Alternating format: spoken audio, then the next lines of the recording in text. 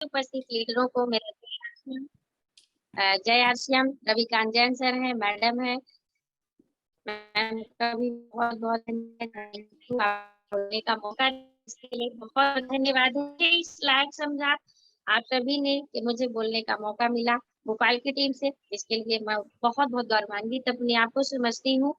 तो thank you Bala sir, क्योंकि आपसे बहुत कुछ सीखी हूँ मैं, इसलिए आपकी ही मीटिंग में आज मुझे प्रेजेंटेशन के लिए बुलाया गया, तो मुझे बहुत खुशी हुई कि मैं अपने सीनियर के सामने, अपने सर के सामने जहाँ से सीखे हैं, मैं वहीं आज बोलूँगी। तो बहुत-बहुत थैंक यू है आप सभी का। अभी आप सभी सीनियरों को मैं सादर प्रणाम करती हूँ, सभी लीडरों को सम्मानित मेरा जय आरसीएम। मैं अपना परिचय देती हूँ, तो मेरा नाम है सोनू स्वदीप तिवारी, मैं रायपुर रीवा से हूँ और पिछले 1.5 साल से मैं इस सिस्टम से जुड़ी हुई हूँ और सीखने का प्रयास कर रही हूँ आप सभी के माध्यम से। सर मेरी आवाज़ तो आ रही है सही तरीके से? जी, बहुत अच्छे से आ रही है। सर, तो मैं छोटा-सा अपना परिचय रखती हूँ पहले। जैसे मेरा नाम है सोनू स्वदीप तिवारी, मैं रायपुर से बिलॉन्ग करती हूँ, रायपुर करचुलियान से मेरा गाँव है, वहाँ ससुराल और मेरा मायका जो है तो मऊगंज है में है। आरएस मिश्रा सर हमारे मायके पक्ष से हैं। मिश्रा सर वहीं से मेरा मऊगंज के पास एक पटेरा है, मैं पटेरा गाँव है वहाँ से बिलॉन्ग करती हूँ और ससुराल में मेरी शादी हुई 2008 में और मैंने 2008 से पहले जो भी अपने घर पे थी पढ़ाई-लिखाई की, इसके बाद 2008 में मेरी शादी हुई और इसके बाद हमने रायपुर आया, रायपुर के बाद हमने जो है तो अ, आगे के सफ़र जारी किया जैसे भी थे। मेरे हस्बैंड जो हैं तो अल्ट्राटेक सीधी सीमेंट प्लांट में बघवार में यहाँ जॉब करते हैं, परमानेंट जॉब पे हैं। मैं उन्हीं के साथ अभी फिलहाल में यहीं रहती हूँ, सीधी जिले में बघवार है, यहीं रहती हूँ हम सभी लोग। अ, हमारे 2 बच्चे हैं और हम 2 हैं। बस हम सभी लोग बहुत खुश हैं अपनी लाइफ़ से। लेकिन बिज़नेस कैसे मिला इसके बारे में हम बात करेंगे थोड़ा-सा। तो जैसे कि हम सभी लोग जैसे भी थे अपनी लाइफ़ को चला रहे थे, सुन रहे थे, समझ रहे थे, जैसे भी था। लेकिन इस सिस्टम में आने के लिए मैं सबसे पहले कोविड का धन्यवाद करूँगी क्योंकि बहुत लोगों की तो कोविड कहते हैं कि बर्बाद कर गया, जिसके घर से अगर जो भी व्यक्ति चले गए हैं, बहुत दुखी हैं। लेकिन मैं कोविड को थैंक यू करूँगी, क्योंकि कोविड ना आता तो शायद मैं इस सिस्टम में ना आती, क्योंकि जुड़ने से कुछ भी नहीं होता है, समझने के बाद सब कुछ होता है। तो जब मैंने कोविड आया और सब कुछ सिस्टम सारी सब कुछ बंद हो चुकी थी। फर्स्ट बार जब कोविड आया तो सब कुछ बंद हो चुका था। इसके बाद जब 2 महीने का लॉकडाउन हुआ था, मेरा नंबर जो है मेरे हस्बैंड 2018 में इस सिस्टम में जॉइन थे। बीरेन तिवारी सर हैं, सर के माध्यम से अरुण सर हैं और मेरे गुरु मैं ये कह सकती हूँ कि मेरे गुरु प्रमोद कुशवाहा सर हैं।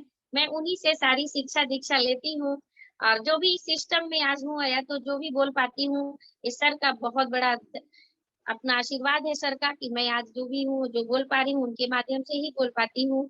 तो सर का बहुत-बहुत प्रणाम करूँगी क्योंकि कहते हैं कि गुरु उसी को माना जाता है जहाँ से शिक्षा मिलती है। तो शिक्षा बिल्कुल हमें वहीं से मिलती है। मैं हमेशा प्रयास करती हूँ और सर हमेशा मुझे अपनी जो भी बातें होती हैं, मेरे पास जो भी दिक्कत होती है, वहाँ से सिखाने का प्रयास करते हैं। मैं उसके चलने का प्रयास करती हूँ, तो थैंक यू करूँगी सर का। और जैसे कि कोविड आया, सब कुछ बंद हो चुका था। मैं थी, मेरा नंबर तिवारी सर लेके गए थे और पहले चलता था जैसे कि महिला मंडल की मीटिंग चलती थी। महिला मंडल की जो मीटिंग चलती थी, उसमें मेरा नंबर ग्रुप पे ऐड किया गया था। मेरे पास हमेशा आया करता था लिंक 1 बजे की मीटिंग की, लेकिन मैंने कभी भी उस मीटिंग पे नहीं गई। लेकिन जैसे-जैसे कोविड आया और सब कुछ बंद हो गया और कहीं आना-जाना नहीं हो पाता था, तब जाके मैं उस मीटिंग को एक दिन टच की उस लिंक को, एक दिन टच की उस लिंक को, तो वहाँ मीटिंग हो रही थी। लगभग 50 से 60 लेडीज़ें ही लेडीज़ बैठी थी। वहाँ 50 से 60 लेडीज़ ही लेडीज़ बैठी थी। उस मीटिंग में मुझे जान के, समझ के बहुत आश्चर्य हुआ कि आखिर हो क्या रहा है यहाँ? 1 बजे का टाइम है, इस समय सभी लेडीज़ें फ्री होती हैं और ज़्यादातर सोती ही मिलती हैं। सभी लोग सोते ही रहते हैं। मैं सोची कि हो क्या रहा है, सारी लेडीज़ें इसमें बात कर रही हैं और बहुत सम्मान के साथ बात हो रही थी वहाँ, मैम और सर करके बात हो रही थी।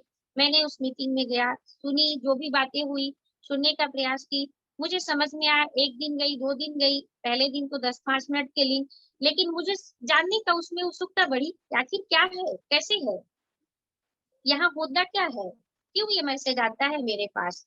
मैं डेली करके मीटिंग में जाने लगी वहाँ, लेकिन मुझे बुलाया जाता था कभी, तो मैं उस मीटिंग में नहीं बोलती थी, क्योंकि मुझे बोलने में बहुत डर होती थी, बोल नहीं पाती थी। और मुझे वो दिन भी याद है जब बाला सर की मीटिंग होती थी, सुबह 7 बजे से, हम लोग उस समय के सीखने वाले हैं, और मैं भी उस मीटिंग में जॉइन होती थी। और उस दिन की याद है कि हम लोग मीटिंग में आते थे तो डरते-डरते आते थे, कि शायद कुछ पूछ न ले बाला सर, हम लोगों से नहीं आएगा, पूछ न ले, मुझे बुला न ले। तो उस समय की बात है, मैं सीखती थी उस समय। उसी तरह से उस मीटिंग को भी मैं अटेंड की, कंटिन्यू 6 महीने इसी तरह से चलता गया, और 6 महीने में मैं सिर्फ 2 बार वहाँ प्रेज़ेंटेशन दी, सिर्फ 2 बार।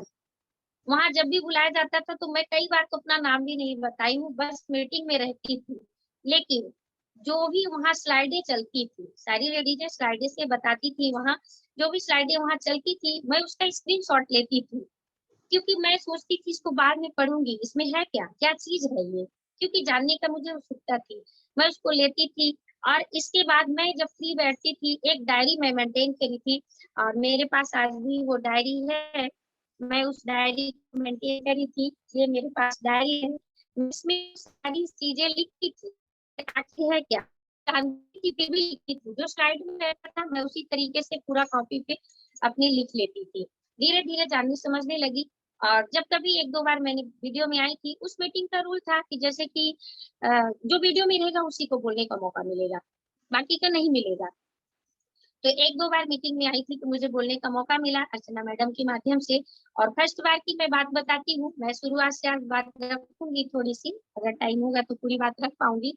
तो जैसे अर्चना मैडम मुझे बुलाई थी एक बार इसलिए कि आप प्रोफाइल बताना है आपको कंपनी की, कल। मेरा नाम लिखा गया वहाँ कि कल आपको कंपनी की प्रोफाइल बतानी है, और यकीन मानिए मुझे आती थी कंपनी की प्रोफाइल। क्यों? क्योंकि मैं स्लाइड से अपनी डायरी पे मेंटेन की थी, डायरी पे लिखी थी, मुझे आती थी। लेकिन बोलने के लिए मुझे इतना डर था, इतना डर कि बोलूँ, क्या बोलूँ? है। लेकिन आज से जब से मैंने नाम सुना बहुत डर लगा मुझे कि मैं कल कैसे बनूँगी? लगभग 60 से 70 लेडीज़ों के सामने कैसे वहाँ बात रख पाऊँगी? उसके लिए मैंने कई बार वो चीज़ पढ़ी जबकि मुझे आती थी, कई बार वो चीज़ें पढ़ी और अपने सामने उसको कई बार रिपीट की और जब उस समय आया 1 बजे का और जब मुझे बुलाया गया बोलने के लिए, आप यकीन मानिए कि मैं अपने रूम से सभी को बाहर निकाल दी थी। सभी को बाहर निकाल दी थी क्योंकि मुझे डर लग रहा था कि पता नहीं कैसे बोलूँगी, क्या रिएक्शन होगा, कैसे होगा, ये लोग शायद बीच में बोल देंगे तो मैं बात नहीं रख पाऊँगी या तो इनको देख के सामने में बात नहीं रख पाऊँगी। इसलिए मैं सभी को रूम से बाहर निकाल दी और इसके बाद का बोलने से पहले मैं शीशे पे अपने आप को देख के शीशे पे अपने आप को देख के वहाँ मैंने पहले प्रेज़ेंटेशन दिया अपने सामने अपने आप से। प्रेज़ेंटेशन दिया अपने आप को शीशे को सामने में रख के। क्योंकि सामने में ही हम लोग एक-दूसरे को दिखते हैं डिजिटल तरीके से। तो मैंने वहाँ बोला पहले सारी प्रोफ़ाइल बताई, बहुत लड़खड़ाते हुए शब्दों से मैंने अपने आप को ही अपनी कंपनी की प्रोफ़ाइल बताई।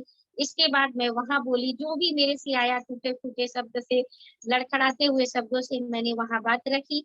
इसके बाद एक दिन और मुझे मौका मिला, लेकिन जब उस दिन मैंने बात रखी ना, बात रखने के बाद इतनी सारी तालियाँ बजी, इतने सारी स्वागत हुई, मतलब इतने सारे बहुत अच्छे सम्मान हुआ ना कि बहुत खुश मतलब अंदर से बहुत खुशी हुई। मुझे लगा मैंने तो इतना कुछ भी किया नहीं है, कोई बड़ा काम तो नहीं की हूँ, पर इतनी सारी शाबाशी क्यों मिल रही है? आज तक लाइफ में प्रेज़ेंट टाइम पे मैं 30 साल की हो चुकी हूँ, मेरा 1993 का जन्म है, तो मुझे ये लगा कि मैं तो अभी तक इतने साल से हो गई हूँ, लगभग 30 साल हो रही हूँ और ना तो माँ के घर में, ना ससुराल में, ना तो स्कूल, कॉलेज कहीं भी नहीं मिला। फिर मैंने क्या किया? ये चीज़ें तो मैंने पढ़ी थी, पहले भी स्कूल में भी पढ़ी थी, तो यहाँ तो कुछ भी ऐसा नहीं हुआ था। लेकिन वहाँ जाने के बाद मुझे बहुत आत्मविश्वास बढ़ा और वहाँ से मैं फिर वीडियो में आने लगी। जब भी मौका मिलता था मैं वीडियो में बैठती थी। एक दिन मुझे पूरी कहानी सुनाने का मौका मिला वहाँ अपनी कि आप कैसे सिस्टम में आई, क्या कैसे फुल प्रेज़ेंटेशन देने का मुझे मौका मिला, मैंने वहाँ दिया और वहीं से स्टार्ट होती है मेरी बिज़नेस वूमन बनने की ताकत। वहीं से स्टार्ट हुई और मैंने वहाँ से दृढ़ संकल्प लिया कि नहीं ये सोनू तिवारी को अभी तक कोई नहीं जानता है। इस सोनू तिवारी को सिर्फ उसके माँ-बाप जानते हैं, उसके परिवार वाले जानते हैं या तो उसके ससुराल वाले जानते हैं। लेकिन ससुराल वाले भी जानते हैं तो किसी के बहू के नाम से जानते हैं, तो किसी की वाइफ के नाम से जानते हैं, कल जाके मेरे बच्चों के नाम से जानेंगे। लेकिन इस सोनू तिवारी का तो कोई नाम ही नहीं है। तो मैंने उस दिन से संकल्प लिया कि नहीं, मुझे अपना नाम अब कमाना है, क्योंकि 6 महीने मैं कंटिन्यू 1 बजे की मीटिंग जो अटेंड की थी, मुझे वहाँ से बहुत कुछ सीखने को मिला, समझने को मिला। भले मुझे मौका 2 ही बार मिला बोलने का, लेकिन एक संकल्प डिसीजन ले लिया अपने आप पे कि नहीं, मुझे इस चीज़ को जानना है, समझना है और कुछ करना है। और मुझे देख के लगता था, मेरा सपना था कि अर्चना मैडम जिस तरीके से होस्टिंग करती हैं और सभी को बुलाती हैं, मैं पहला सपना ये देखी कि मैं भी अपनी पर्सनल मीटिंग करूँगी और मैं भी होस्ट करूँगी। मैं होस्ट बनूँगी, मैं होस्ट करूँगी मीटिंग को और लोग मेरे को भी सुनने के लिए आएँगे। और वो वहाँ से मैंने सीखा और मेरा सफ़र जारी हुआ वहाँ से। डेली मीटिंग में फिर आने लगी और लोग मुझे जानने लगे। और मैं ये कहूँ तो मुझे सिखाने के लिए एक व्यक्ति को जैसे जॉइन करवाते हैं अपन, तो बार-बार फ़ोन करते हैं अपलाइन मीटिंग में आ जाइए आप, आ जाइए, खरीदी कर लीजिए, क्या है, कैसे अपलाइन की सभी के ये काम होते हैं, सभी लोग करते हैं, मुझे भी करना पड़ता है। लेकिन मैं अपना पर्सनल बताऊँ, तो मुझे एक भी आदमी को किसी का भी फ़ोन नहीं आता था, कभी मेरे भी अपलाइन फ़ोन नहीं किए हैं, मुझे ये बोलने के लिए कि आप मीटिंग में आ जाइए, या तो आपको ये प्रेज़ेंटेशन देना है, आप ये सीख लीजिए, आपको आता है कि नहीं आता? मुझे सिखाने वाले कोई भी नहीं है। मैं ये कह सकती हूँ कि मुझे सिखाने वाले कंटिन्यू मैं 6 महीने तो पहले 1 बजे की मीटिंग से सीखी हूँ, इसके बाद धीरे-धीरे मैंने बोलना चालू किया, जो भी बोली हूँ थोड़ा-बहुत, क्योंकि मीटिंगों में सिर्फ़ प्रेज़ेंटेशन ही पूछा जाता था और मेरे को सारे प्रेज़ेंटेशन मैं डायरी पे लिख के रखी थी, तो जब भी बोला जाता था मैं बात रखती थी। धीरे-धीरे बात रखते-रखते बोलने का थोड़ा-सा जानकारी हुई, बोलने लगी, लोग जानने-पहचानने लगे मुझे, फिर बुलाने लगे, बात होने लगी। इसके बाद मुझे मिले प्रमोद कुमार कुशवाहा, रॉयल्टी अचीवर, हमारे रीवा से। तो सर से मैंने धीरे-धीरे संपर्क बना और सीखने का प्रयास किया और जानने-समझने का प्रयास की। इसके बाद आज तक का सफ़र यहीं तक है कि आज मैं जो भी हूँ सर के माध्यम से हूँ और सीख रही हूँ। आज मेरी भी टीम है और यहाँ तक पहुँचाने के लिए मेरी टीम के बहुत-बहुत धन्यवाद है। मेरे टीम में बहुत नायाब-नायाब हीरे हैं, मैं उनको ये कहती हूँ और उनके ही सहयोग से मैं आज यहाँ तक पहुँची हूँ, आगे उन्हीं के सहयोग से और आगे तक जाऊँगी और मेरा सपना है जो, मैं उसको पूरा करूँगी और मेरा सपना बहुत बड़ा है। मैं इसको सोच के रखी हूँ, लेकिन उसको मैं पूरा करके रहूँगी। मैंने ये दिल संकल्प लिया है और मैं पहले एक हाउसवाइफ़ थी, मैं कुछ भी नहीं करती थी। एक शादी होने के बाद हाउसवाइफ़ थी, खाना बनाना, घर का काम करना जो भी होता है वही करती थी। लेकिन ये टीसी सर का बहुत-बहुत धन्यवाद करूँगी, टीसी सर का इतना बेहतरीन सिस्टम बनाया सर। और दूसरा धन्यवाद कोविड का करूँगी कि मुझे आज यहाँ लाके खड़ा कर दिया है और मैं इस सिस्टम में हूँ कि मेरे को बहुत अपने आप पे गर्व होता है। मैं खुद कहती हूँ, मैं एक बिज़नेस वूमन हूँ और मुझे ये चीज़ कहने में बिल्कुल भी शर्म नहीं आती। मुझे आज नमक, हल्दी, धनिया मिर्च बताने में बिल्कुल भी शर्म नहीं आती है। ये सोनू तिवारी पहले क्या थी, कैसे थी, उससे कोई लेना-देना, ये सोनू तिवारी आज सिस्टम की है, आज आरसीएम बिज़नेस की है। मेरी ज़िंदगी, मैं आज 30 साल की हूँ, जितनी भी बाकी है मैं सब कुछ आरसीएम को दे चुकी हूँ। मैं जब तक जीऊँगी आरसीएम की हूँ, मेरी आवाज़ निकलेगी आरसीएम की निकलेगी, मेरे पास पैसे होंगे आरसीएम की होगी, जो कुछ भी होगा मैं आरसीएम की होके रह गई और आगे भी प्रयास करती रहूँगी। और बिल्कुल इस सिस्टम से मुझे बहुत सारी जानकारी मिली और जानकारियों के साथ-साथ बहुत सारे लोगों को साथ मिला, तिवारी सर का, अरुण कुशवाहा सर का, बहुत लोगों का मुझे साथ मिला। आज मुझे मौका मिला कि भोपाल जैसी टीम के साथ, बालाजी सर के साथ, रविकांत जैन के सर के सानिध्य में मुझे बोलने का मौका मिला। ये मेरे लिए बहुत-बहुत सौभाग्य की बात है। मैं अपने आप को समझती थी, क्योंकि एक आप सभी लोग जितनी भी लेडीज़ हैं, ये सोचिए आप सभी लोग एक हाउसवाइफ़ कहाँ से एक किचन से निकल के यहाँ तक पहुँच गई और इस लेवल में 100 पैक की मीटिंग में अगर बोल रही है, ये आत्मविश्वास तो कुछ है। कहीं से तो आया है, कहीं से तो सीखा गया है, तभी से तो आया है। तो बिल्कुल इस सिस्टम में मैं यही हमेशा फ़ोकस करती हूँ कि आप जितना सीखेंगे, उतना सिखा पाएँगे। क्या लगता है कि मैं कैसे थी, मैं अपनी कहानी बताना पसंद करती हूँ। क्या थी, कैसे हुई, मुझे नहीं, जैसे भी कि पढ़ाई मैं क्या बन के रह गई, एक हाउसवाइफ। क्या हाउसवाइफ, खाना बनाने वाली। एक तरह से हम कहें तो खाना बनाने वाली, बच्चों को सँभालने वाली, दूसरे के ऑर्डर पे को फ़ॉलो करने वाली। हाउसवाइफ बन के रह गई, तो मुझे ये चीज़ें नहीं पसंद था। मुझे बचपन से शौक था कि मैं अपने नाम से जानी जाऊँ, मेरा ये शौक था। लेकिन एक हाउसवाइफ बनने के बाद, शादी होने के बाद सारे सपने अपने नाम वाला खत्म हो गया था। सपने तो सारे पूरे हो रहे थे, लेकिन अपना नाम हो, ये तो नहीं पूरा हो रहा था। मैं यही जानी जाती थी कि ये स्वदीप जी की मैडम है। सोनू स्वदीप नहीं लिख के आता था, वहाँ स्वदीप सोनू लिख के आता था। और इस चीज़ को मुझे फर्स्ट में अपने को रखना था। मेरा ये शौक था फिर कि मैं अपने आप को प्रूव करूँ।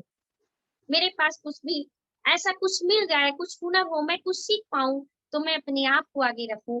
और मैंने सिलाई भी सीखा है, मैं सिलाई भी करती थी, क्योंकि मैं आत्मनिर्भर बनने के लिए पहले से मेरी सोच थी। क्योंकि मैं अपने घर पे मम्मी-पापा के यहाँ बहुत स्ट्रगल करते हुए देखी थी, मेरे पापा जी को और चाचा जी को। मेरी शादी-ब्याह जो भी किए हैं, मेरे चाचा जी किए हैं और बहुत अच्छा मेरे परिवार है और मेरे चाचा जी बहुत अच्छे एक पिता का रोल निभाए हैं। और मुझे बहुत प्यार मिला अपनी मम्मी के यहाँ से, अपने ससुराल के यहाँ से। मेरे सारे सपने जो भी थे पूरे हो रहे थे, मैंने पहले भी कहा, लेकिन अपने नाम वाला सपना नहीं पूरा हो रहा था। बस ये था। लेकिन वो कहीं न कहीं मेरे ऊपर कसक थी दिमाग में कि शायद कभी मौका मिल जाए। छोटे बच्चे थे तब सोचती थी कि शायद बड़े हो जाएँगे कुछ करूँगी। मैंने सिलाई भी सीखा, शायद बड़ी हो जाएँगे और बच्चे तो मैं एक सिलाई सेंटर खोलूँगी और उसकी कोचिंग दूँगी सिलाई की करने की। मतलब हमेशा मैं इस चीज़ पे फ़ोकस करती थी कि मुझे सिखाना है किसी को, सीखना है फिर सिखाना है। क्योंकि मेरा तो सपना कुछ और था ना, कि मैं फर्स्ट इसके बाद मेरे नाम को ये लेके मेरा शौक ये था कि कल जो भी व्यक्ति आए, वो सीखें और बोले कि मैं उस सोनू तिवारी से सीखी थी। क्योंकि जिस तरीके से मैं आज कहती हूँ कि मैं अर्चना यादव की मीटिंग से सीखी हूँ मैम से। मेरा भी सपना वही था कि मुझसे सीख के कोई और भी बोले मुझे कि नहीं मैं उस सोनू तिवारी से सीखी हूँ। ये मेरा पहले से सपना था और उस सपने पे मैं आगे बढ़ी और मेरा एक बहुत बड़ा सपना हुआ यहाँ से इस स्टेज को मिलने के बाद एक सपना मुझे यहाँ से मैंने अपने डायरी पे नोट किया कि नहीं इस सिस्टम को करते-करते अगर इस सिस्टम में आ ही गई हूँ और समझ में आ ही गया है, तो नाम तो होगा, लेकिन मैं एक सपना अपने डायरी पे लिख के रखी कि मुझे यहाँ से मोटिवेशनल स्पीकर बनना है। मोटिवेशनल स्पीकर बनना है, ना कि हमें रॉयल्टी, टेक्निकल, डायमंड ये चीज़ मैंने सेकेंडरी पे रखी है। मेरा सपना तो कुछ और है। मेरा सपना है मोटिवेशनल स्पीकर बनना और मैं हमेशा सोचती हूँ, हमेशा यही बात कहती हूँ, मेरी सर से बात होती, किसी से भी बात होती, मैं यही कहती हूँ, "सर, मुझे उस दिन खुशी होगी, जिस दिन मुझे सुनने के लिए लोग टिकट लेके आएँगे, उस दिन मेरे को सबसे ज़्यादा खुशी होगी और उसी दिन मेरा सपना पूरा होगा, ना कि डायमंड बन जाने से।" क्योंकि डायमंड बन जाना आसान है, डायमंड बन जाएँगे, लोग फ़िर ले लेंगे, लेकिन क्या होगा? जब तक आप प्रेज़ेंट नहीं हो पाएँगे, सामने में फ्रंट पे नहीं रहेंगे, आपको कोई भी नहीं जानेगा। आपको कंपनी जानेगी, आपको पेमेंट भी मिलेगी, पैसे भी मिलेंगे, लेकिन आपको जानेगा कौन? आप लोगों के सामने कैसे आप आइडल बन सकते हैं? आपको कौन फ़ॉलो करेगा? क्या आपके पिन के लिए कोई फ़ॉलो करता है? नहीं, मेरे ये सोच में तो नहीं है और जिनको भी बुरा लगे उनसे क्षमा चाहूँगी। मैं किसी के लिए बात नहीं रख रही हूँ, मैं अपनी पर्सनल सोच रख रही हूँ, क्योंकि मुझे बोलने का मौका मिला है इसलिए मैं अपनी पर्सनल सोच को रख रही हूँ। सारे पिन अचीवर से क्षमा चाहूँगी, आप सभी के लिए ये बातें नहीं है, मैं अपने ऊपर ये लागू करती हूँ ये बातें, क्योंकि मेरा जो सपना है, तो मेरा कुछ अलग है, डिफरेंट सपना है, इसलिए मैं उस सपने के लिए सिस्टम के माध्यम से लगी हुई हूँ और बहुत अच्छे से मैं अपने टीमों के साथ बहुत खुश हूँ और आगे निरंतर प्रयास करती रहती हूँ। मेरे सपोर्ट में मेरे हस्बैंड जी 100% सपोर्ट करते हैं। मैं बोलती हूँ और वो पीछे से पर्दे के पीछे से सपोर्ट करते हैं। तो हम दोनों लोग मिलके हस्बैंड वाइफ मिलके इस सिस्टम को बहुत अच्छे से सीखने का प्रयास कर रहे हैं। मैं ये नहीं कहती हूँ कि मैं सीख गई हूँ या तो सीख रही हूँ, बस यही कहती हूँ। बस सीखने का, समझने का प्रयास कर रही हूँ, मैं करती नहीं हूँ, बस समझने का प्रयास करती हूँ। क्योंकि इतना बड़ा सिस्टम है कि अगर करने लगेंगे ना तो कर नहीं पाएँगे। ये करने का सिस्टम नहीं है, ये सीखने का सिस्टम है, सीखने और सिखाने का सिस्टम है। तो बस मैं हमेशा सीखने पे फ़ोकस करती हूँ। मुझे कहीं से भी सीखने को मिले, मैं वहीं से सीख लेती हूँ। किसी की भी मीटिंग से मिले, मैं हर मीटिंग पे चली जाती हूँ और सीख लेती हूँ। आप मुझे पहचाने या ना पहचाने, मुझे तो जानकारी मिल रही है आपकी मीटिंग से, मैं जाती हूँ और सीखती हूँ। वहाँ से और बाकायदे सीख के मेरी मोबाइल पे लगभग इस समय 2000 स्लाइड है, 2000 करके। जो भी जहाँ से मिलता है मैं उसको स्क्रीनशॉट लेती, इसके बाद मैं डायरी में लिखती हूँ, उसको नोटिस करती हूँ और एक बात और नोटिस करती हूँ, मैं जब इस सिस्टम में चलने का प्रयास करी ना, तो सबसे पहले तो मेरे अपने ही घरवाले मुझे पागल कहे। मुझे पागल कहे कि ये तो आरसीएम के लिए पागल हो गई है। मेरे दोनों पक्ष से यही बोला गया कि ये तो आरसीएम के लिए पागल हो गई है। लेकिन मैंने पागल का जब सर्च किया कि पागल मतलब होता क्या है? पागल मतलब होता क्या है? लोग पागल शब्द को ना नाराज़ हो जाते हैं, गुस्सा हो जाते हैं। लेकिन आज मुझे आप बोलिए जितना भी पागल बोलेंगे उतना ही हम कामयाब होंगे। आज जो व्यक्ति मुझे पागल बोलता है मैं उसको बोलती हूँ और बोलो एक बार। शायद इस प्रकृति में जितने बार पागल शब्द जाएगा ना, उतने बार वो मुझे लौट के मिलेगा। क्योंकि प्रकृति का नियम है जो हम बोलेंगे वही हमें रिटर्न आएगा। जो हम बोलेंगे वही रिटर्न आता है। तो पागल का डेफिनेशन मुझे जब पता चला कि पागल, पा माने पाना, गा माने गतिशील, ला माने लक्ष्य। लक्ष्य को पाने के लिए गतिशील। मैंने इसका डेफिनेशन जब निकाला तो पागल शब्द का इतना बेहतरीन मुझे शब्द मिला कि क्या बताएँ, मुझे आज बिल्कुल भी एक भी बुरा नहीं लगता कोई पागल कहता है और मैं एक बार और सपोर्ट करती हूँ, एक बार और बोलो, ताकि मैं जल्दी कामयाब हो जाऊँ। अपने लक्ष्य को जल्दी पा जाऊँ। तो इसलिए मैं सीखने का प्रयास कर रही हूँ, बस धीरे-धीरे ये थोड़ी-सी मेरी बातें थी और इस सिस्टम में जैसे मैंने भी कहा कि पर्सनल लाइफ़ में मुझे वो सारी बातें पसंद नहीं करना, जो भी बातें थी मैंने शॉर्टकट में रखा और मेरे ससुराल के सभी लोग हैं, हम 3 भाई हैं और सबसे बड़ी बहू मैं हूँ, मेरे जो देवर जी हैं, तो वो बहुत अच्छी जॉब पे हैं। एक तरह से हम ये कह सकते हैं आर्मी में धर्मगुरु के पोस्ट में है, जेएसओ रैंक है उनका। छोटे देवर डीज़ल मैकेनिक हैं, वो भी छत्तीसगढ़ पे हैं, हम लोग बगवार पे हैं। हम 3 लोग हैं, 3 जगह पे सेटल हैं, सबकी लाइफ़ सेटल है, घर में मम्मी-पापा रहते हैं। अपने तरीके से जब कभी आना-जाना होता रहता है हम लोगों का, सब कुछ है ऊपर वाले का दिया हुआ और सबसे बड़ा साथ है मेरे हस्बैंड जी का, स्वती जी का बहुत बड़ा साथ मुझे मिलता है इस सिस्टम में आगे बढ़ने के लिए। क्योंकि कहते हैं ना कि हम दोनों लोग हस्बैंड और वाइफ एक गाड़ी की 2 पहिया होते हैं। एक गाड़ी की 2 पहिया होते हैं, अगर बराबर मेंटेनेंस से चलेगी वो तभी आगे बढ़ेगी। अगर एक जो है तो डैमेज हो जाएगी तो नहीं चलेगी। इसलिए इस सिस्टम में भी बात यही लागू होती है कि अगर औरत को सिस्टम समझ में आ गया है तो अपने हस्बैंड को सिखा दे। अपने हस्बैंड को लेके आ जाए बिज़नेस में, अगर हस्बैंड को आ गया है समझ में तो अपनी वाइफ को लेके आ जाए, तो बहुत अच्छे से सिस्टम हो जाएगा, फिर करने की ज़रूरत नहीं है। फिर करने की ज़रूरत नहीं, हम एक-दूसरे के सपोर्ट से बहुत अच्छे से कामयाब हो जाएँगे और मेरे साथ हर किसी का सपोर्ट मिलता है और जिन्होंने मुझे बोला था कि ये पागल है, कि अभी भी बोलते हैं, तो मैं उन सब का नाम भी डायरी पे लिख के रखी हूँ कि मैं कल कामयाब जब हो जाऊँगी, तो मैं इस बात को भी रखूँगी कि आपको मैंने पहली बार बुलाया था। क्योंकि ये सिस्टम का कहना है कि अगर आपको सिस्टम समझ में आ गया है ना, पहले आप अपने आप को शेयर करिए, पहले अपने लोगों को शेयर करिए, अपने जो भी है 6 बेसिक पे काम करिए आप सबसे पहले। 6 बेसिक पे सबसे पहले काम करिए, 100% प्रोडक्ट यूज़ करिए, इसके बाद उसको शेयर करिए, फिर दूसरी उसमें पॉइंट आता है कि आप अपने परिचितों की लिस्ट बनाएँ, परिचितों की लिस्ट बनाएँ और सपनों की लिस्ट बनाएँ। तो हमने 100% प्रोडक्ट को यूज़ किया, उसको शेयर भी किया लोगों से, इसके बाद परिचितों की लिस्ट भी बनाई और उस लिस्ट में सबसे पहले अपने लोगों का नाम मैंने लिखा और सभी को बताया। उन्होंने भी जॉइन किया, मैं जॉइन करवाई। आज मेरे साथ मेरी टीम में सबसे पहले मेरे अपने लोग हैं, मेरे अपने लोग हैं, जो खून के रिश्ते से हैं, मेरे सबसे पहले वो हैं। भले वो बिज़नेस आज करें या ना करें, लेकिन उनके लिए तो मैं कोई उदाहरण नहीं छोड़ के रखी हूँ। कल आप ये नहीं कह सकते हो कि आप मुझे नहीं बताए थे, क्योंकि कल तो मैं कामयाब हो जाऊँगी, मुझे भरोसा है अपने ऊपर, कल हो जाऊँगी और जब मैं कामयाब हो जाऊँगी, आप बोलेंगे, मुझे नहीं बताई थी। वो मौका मैं नहीं छोड़ूँगी। वो मैं आपको दी हूँ मौका, आपकी मर्ज़ी है आप करिए या ना करिए, मैं तो कामयाब होंगी। बिल्कुल, क्योंकि 140 करोड़ की आबादी है, तो संख्या की तो कमी नहीं है। अगर हम फील्ड वर्क करेंगे तो संख्या मिलेगी ही मिलेगी। और जैसे ही सिस्टम नेटवर्क मार्केटिंग है, जितना बड़ा हमारा नेटवर्क होगा, उतना बड़ा हमारा बिज़नेस होगा, उतना बड़ी हमारी इनकम होगी। और जितने हम फ्रंट पे आएँगे, जितनी हम अपनी बात रख पाएँगे, उतने ही हम अपने नाम से जाने जाएँगे। तो बस इसी पे मैं लगी हुई हूँ, आप सभी के सहयोग से सीखने का, समझने का प्रयास कर रही हूँ। और जैसे थोड़ी-सी बात करूँगी, आज जैसे कि 29 तारीख है, महीने का लास्ट दिन है कल, हम ये कह सकते हैं कल को हम गिनती ना करें तो बेहतर होगा, क्योंकि लास्ट वाले दिन बहुत सारी प्रॉब्लम ही आती है, उसमें टेक्निकल इश्यू आ जाता है, हम सबका सर्वर काम नहीं करता है, तो बिलिंग नहीं हो पाती है। थोड़ी-सी क्लोजिंग पे बात करेंगे कि क्लोजिंग हमें 1 दिन पहले कर लेनी चाहिए। अपनी बिज़नेस की जो हमारा टारगेट रहता है, 1 से 4 तारीख तक, 5 तारीख तक हम सभी लोग अपना टारगेट सेटल कर लें।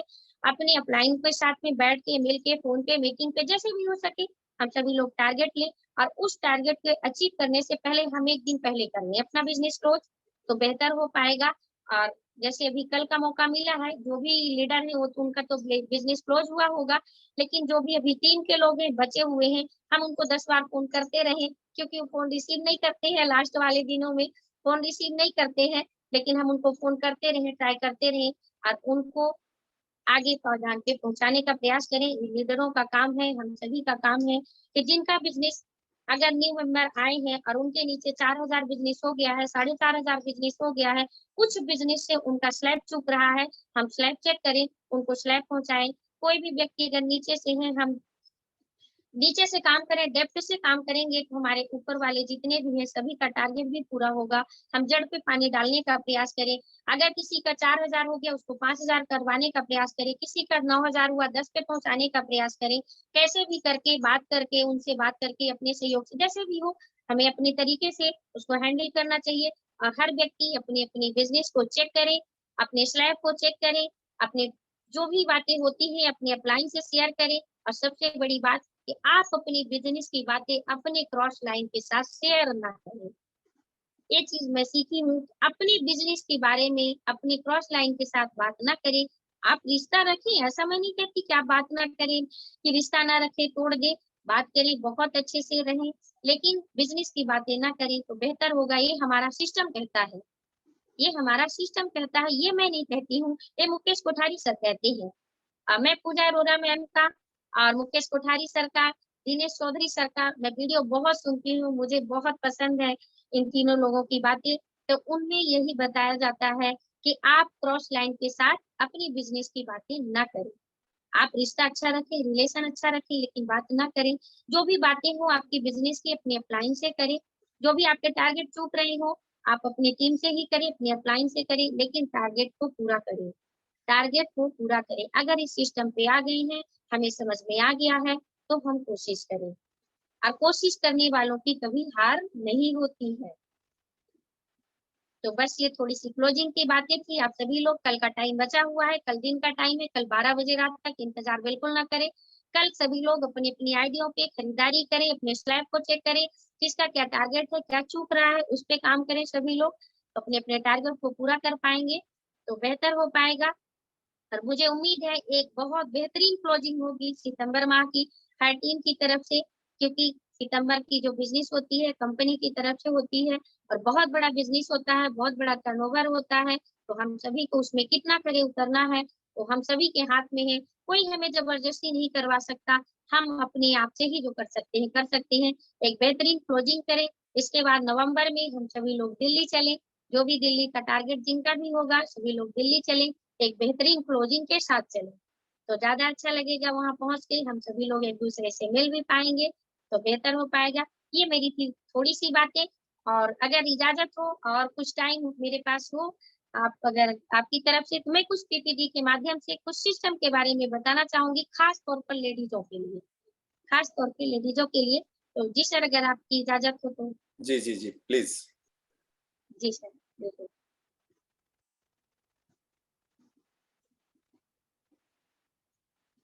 तो आइए हम अब कुछ जानकारी लेते हैं अपने बिज़नेस के बारे में।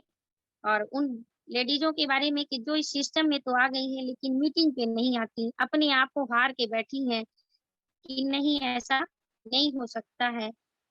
तो मैं उनके लिए बात करूँगी थोड़ा-सा। तो जैसे कि JRCM all respected member welcome to my program Sonu Tiwari. मैंने पहले ही कहा आपका बहुत-बहुत स्वागत करती हूँ अपनी इस मीटिंग में जो भी हो रही है, मैं आज जो भी बात रख पा रही हूँ। तो थोड़ी-सी बात करेंगे हम वुमेन एम्पावरमेंट की, कि हम वुमेन क्या कर सकती है, हम बस सोच लें। सिर्फ पॉजिटिव सोच में अगर रहें तो हम क्या-क्या कर सकते हैं, इस पे थोड़ी-सी बात होगी। तो जैसे मैम कि जी इस सर। स्लाइड को शुरू से आप एक बार फिर से बात जारी रखें, शुरू से मतलब